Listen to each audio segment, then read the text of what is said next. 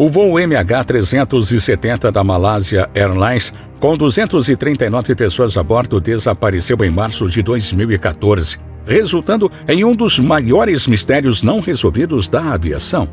Esse voo internacional, que partiu de Kuala Lumpur, com destino a Pequim, desapareceu do radar durante sua viagem planejada, deixando o mundo perplexo. A aeronave era pilotada por profissionais experientes, o capitão Zahari Hamad Shah e o primeiro oficial Farah Abdul Hamid. Tudo parecia normal até que a comunicação com a aeronave foi interrompida e o voo desapareceu misteriosamente. Após anos de investigação e busca por respostas, surgiram novas informações sobre o voo MH370. Para ser exato, 10 novas descobertas vieram à tona, lançando luz sobre os segredos obscuros desse trágico evento. Essas descobertas recentes podem trazer toda a verdade sobre o que realmente aconteceu. Mas, para você saber de tudo, peço que deixe já seu like, se inscreva no canal e ative o sininho de notificações. Agora vamos ao vídeo. Misteriosos sinais identificados nos radares. Foi descoberto que durante o voo MH370, após o avião ter desaparecido do radar, algo surpreendente aconteceu. Durante um contínuo período de 6 horas, o avião conseguiu se comunicar sem interrupções com um satélite estacionário localizado no Oceano Índico. Esse satélite pertencia à empresa britânica chamada Inmarsat. A natureza misteriosa dessa comunicação sugere que o avião não enfrentou um evento catastrófico repentino.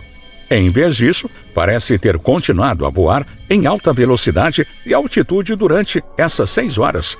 Isso foi possível porque certos sistemas de comunicação a bordo, como a tecnologia da cabine, do equipamento de passageiros e os relatórios de manutenção automatizados, foram deliberadamente desligados ou desconectados. A interação com o satélite Inmarsat se assemelhava a sussurros fracos de comunicação, consistindo em breves sinais eletrônicos. No total, houve 7 instâncias de conexão. 2 delas foram iniciadas automaticamente pelo avião, enquanto as outras 5 foram iniciadas pela estação terrestre Inmarsat. Além disso, foram realizadas 2 chamadas telefônicas via satélite, mas, infelizmente, não houve resposta do outro lado. No entanto, essas chamadas forneceram detalhes adicionais sobre a situação. Essas comunicações permitiram o registro das informações de radar, o que nos leva ao próximo tópico. A trajetória misteriosa do MH370. Os dados dos radares dos computadores que controlam o tráfego aéreo e informações confidenciais da Força Aérea da Malásia revelaram algo estranho após o avião desaparecer.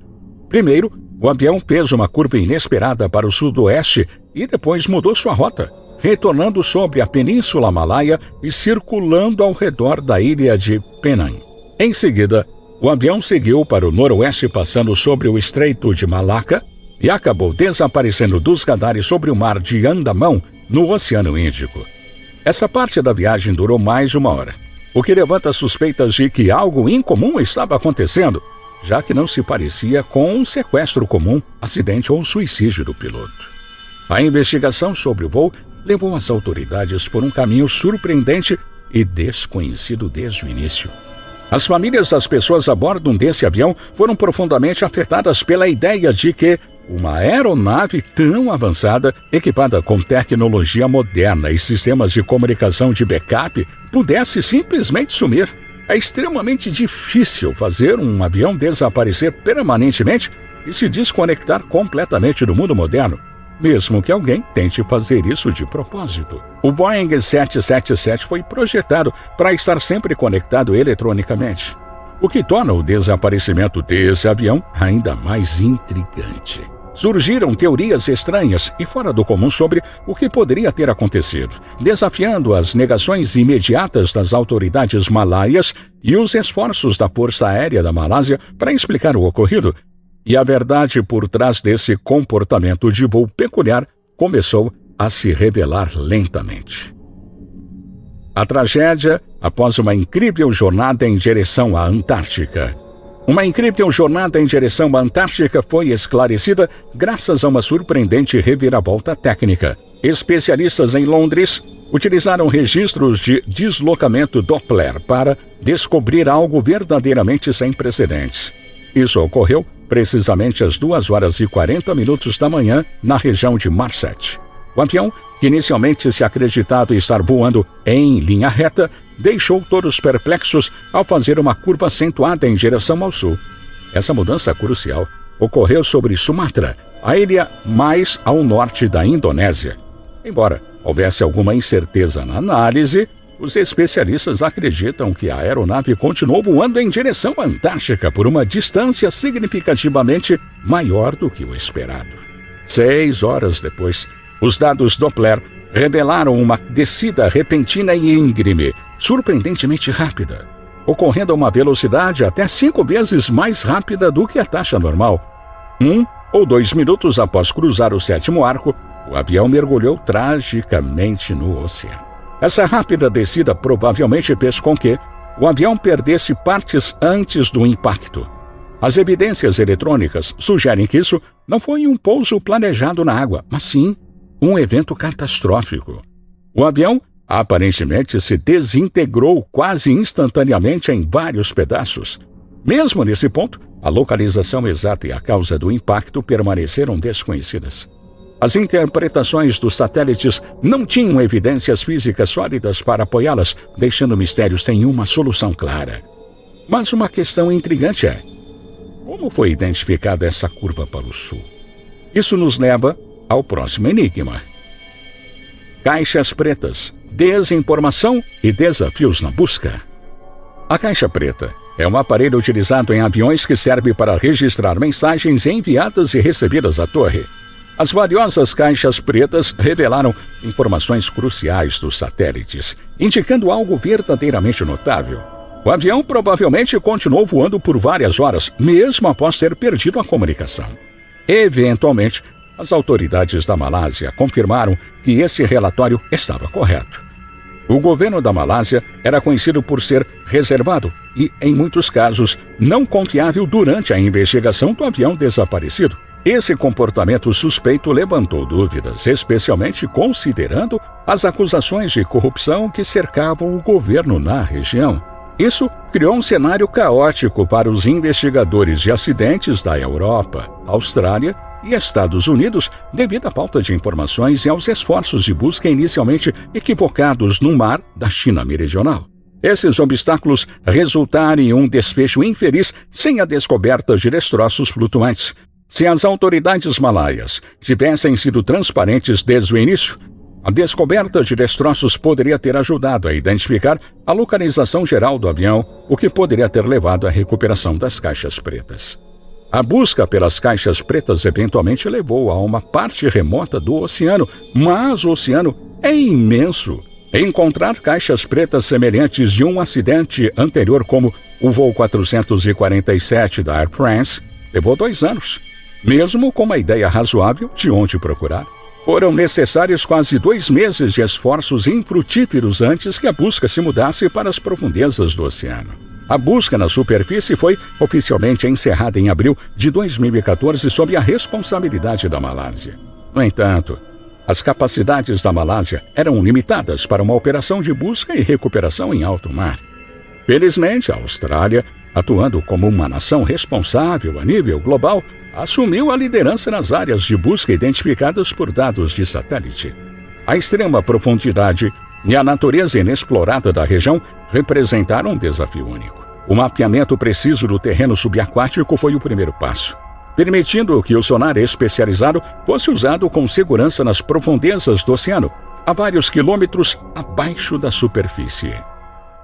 O voo mais bem planejado da história. Outro detalhe muito importante sugere que esse evento pode não ter sido um simples acidente, mas, em vez disso, algo que foi planejado com cuidado.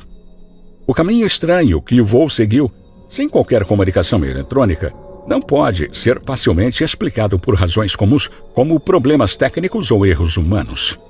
Explicações usuais como erros de computador, problemas nos sistemas de controle, questões ambientais como raios de gelo ou colisões com pássaros, até mesmo eventos extremamente raros, como meteoritos ou cinzas vulcânicas, não conseguem explicar a rota complexa do voo.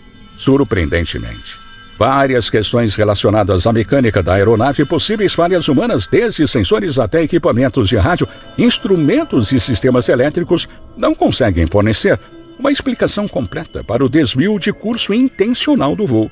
Mesmo cenários envolvendo situações como fumaça de incêndio, perda repentina de pressão na cabine, explosões na área de carga ou o piloto sendo incapaz de controlar a aeronave, não conseguem contar toda a história por trás deste evento.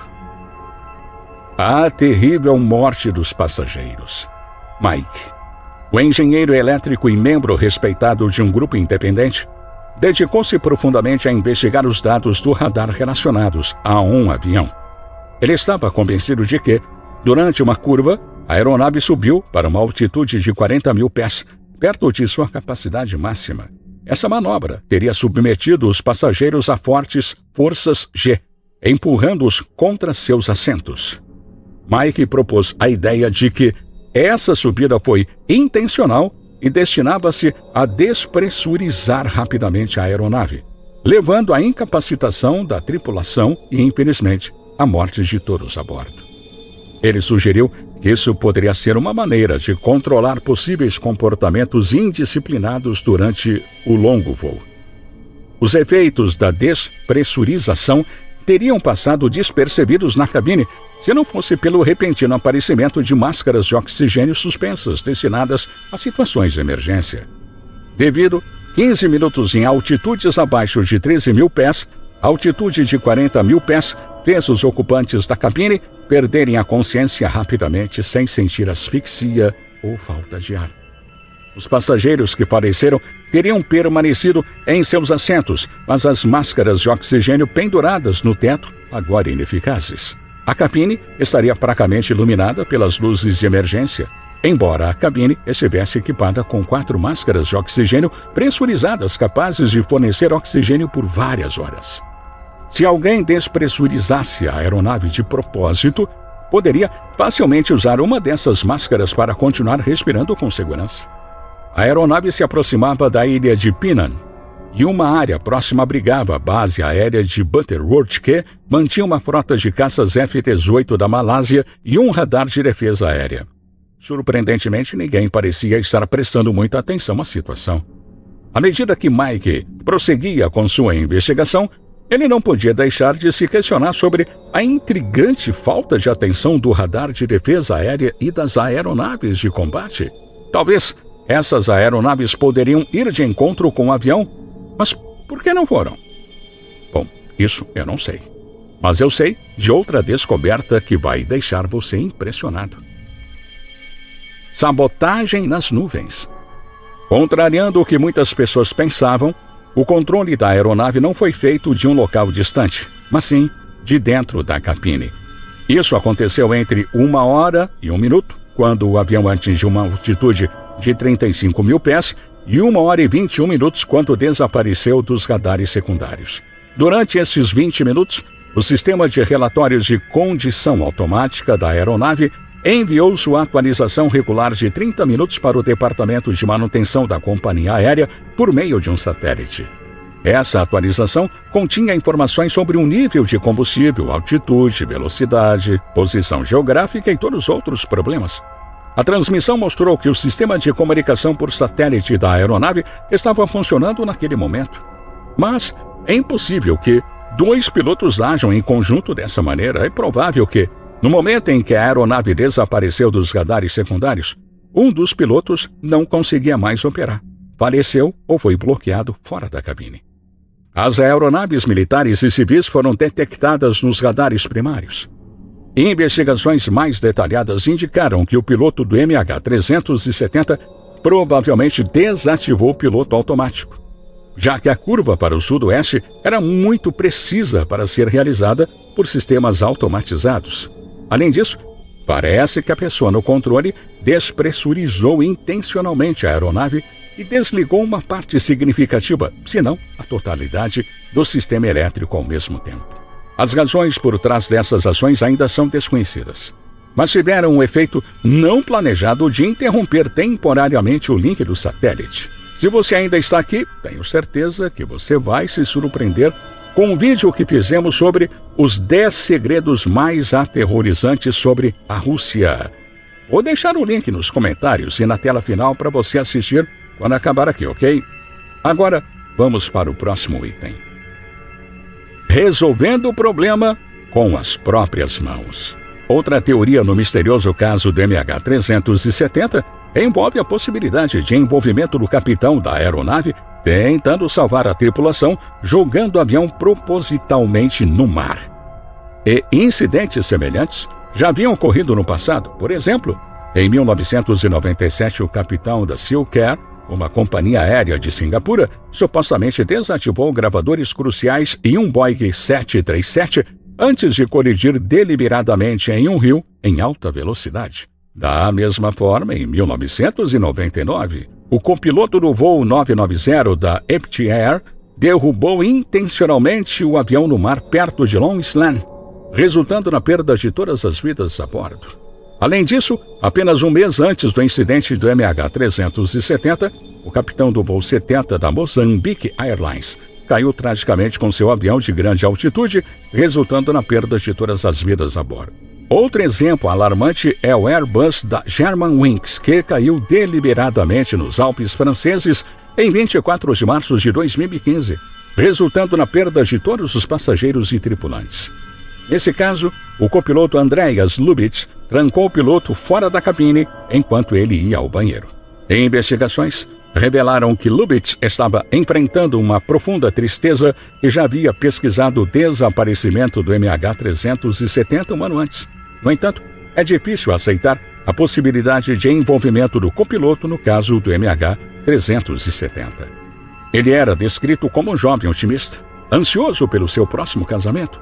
Não há registros sugerindo conflitos pessoais ou dúvidas sobre sua queda na depressão. Além disso, ele não era um piloto alemão trabalhando para uma companhia aérea de baixo custo, com salários baixos e pouco prestígio.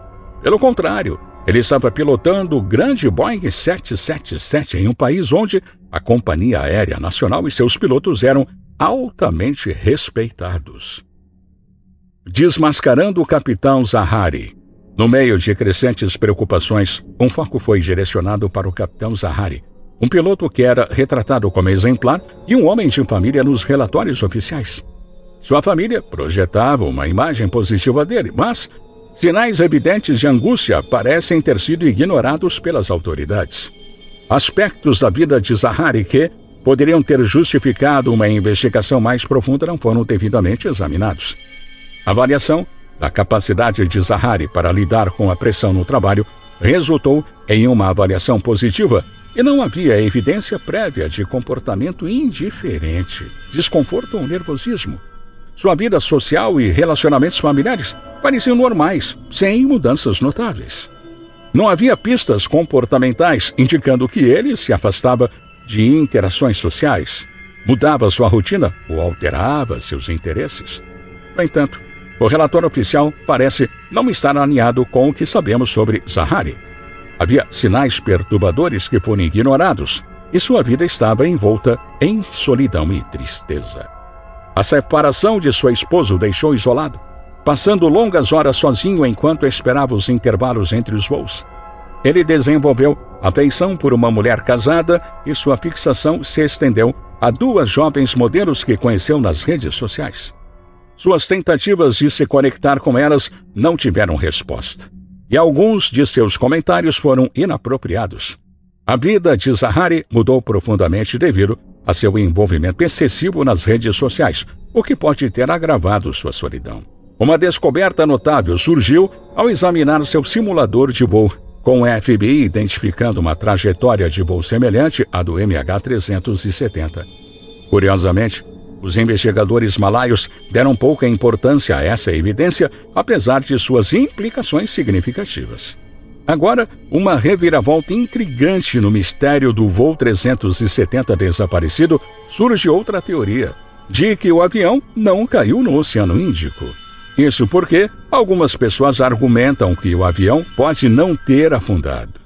A base para essa ideia vem de relatos de parentes de passageiros que afirmam ter ouvido chamadas nos telefones de seus entes queridos por até 4 dias após o suposto acidente. Notavelmente, 19 famílias compartilharam essas experiências. Um especialista em telecomunicações chamado Paul Franks apoiou essa teoria, acreditando que se o avião realmente tivesse caído no oceano, os telefones não teriam continuado a funcionar e tocar por um período tão longo. Franks compartilhou suas opiniões no Reddit, destacando que, quando um telefone está submerso, especialmente no mar, é altamente improvável que sobreviva e funcione. Mesmo que sobrevivesse, não receberia sinais das profundezas do oceano, levantando dúvidas sobre a suposta queda do avião. Os toques relatados pelas famílias poderiam ser sinais do avião desaparecido. Se o avião não caiu no mar, onde poderia estar agora? E que outros fatores poderiam explicar o fenômeno dos telefones tocando? Eu te falo agora no próximo item. O verdadeiro local do acidente. Em setembro de 2019, enquanto os investigadores procuravam o avião MH370 desaparecido, um produtor de vídeo britânico chamado Ian Wilson teve uma ideia única. Ele acreditava que o avião poderia ter caído em uma selva distante, dificultando a localização usando mapas de satélite. Ian se concentrou nas florestas tropicais do Sudeste Asiático e se deparou com algo que lembrava um avião nas profundezas da selva cambojana, aproximadamente 100 quilômetros a oeste de Phnom Penh. As imagens mostravam o avião parecendo estar preso contra uma montanha. Apesar de algumas peças do avião MH370 terem sido descobertas no oceano, as evidências de Ian Wilson são plausíveis, visto que os familiares confirmaram que os telefones chamaram por 4 dias após o incidente. Mas além de todas essas descobertas, existe uma teoria que talvez seja a mais surpreendente de todas e talvez a mais incerta também. Mas não tira o fato de que pode ter acontecido. Ataque das Forças Aéreas. O voo MH370 ter sido abatido durante um exercício de treinamento militar conjunto entre a Tailândia e os Estados Unidos no mar da China Meridional, que coincidiu com o desaparecimento da aeronave. A ideia por trás dessa teoria é que problemas técnicos de comunicação ou erros humanos possam ter desencadeado esse evento infeliz. Um ex-diretor da companhia aérea francesa, Marc Tegan, afirmou ter visto imagens de satélite de aeronaves não identificadas na região durante o período do desaparecimento do MH370. Outro cenário especula que o MH370 foi involuntariamente alvo de militares de um país que o confundiram como uma aeronave hostil ou suspeita. Essa confusão poderia ter surgido devido ao avião desviar-se do curso pretendido, perder a comunicação ou assemelhar-se a outra aeronave. Nigel Catchthorne, um autor britânico, até sugeriu que os combatentes tailandeses ou dos Estados Unidos podem ter derrubado o MH370, temendo que ele se dirigisse à base militar da ilha Diego Garcia, no Oceano Índico. No entanto, essas teorias enfrentam inúmeros desafios e críticas, uma vez que faltam evidências sólidas e motivos claros para o abate. Não surgiram provas concretas de qualquer míssil ou avião de combate próximo ao MH370 ou da intenção de qualquer interveniente estatal de abatê-lo. As alegadas imagens de satélite e ameaças do Anonymous não foram validadas por fontes oficiais. Além disso, orquestrar o abate de um avião civil e depois ocultá-lo exigiria coordenação e autorização significativas, com graves consequências legais. Manter uma conspiração tão massiva sem fugas ou denunciantes é altamente implausível. Consequentemente, a veracidade dessas teorias permanece incerta. Obrigado por nos acompanhar e até o próximo vídeo.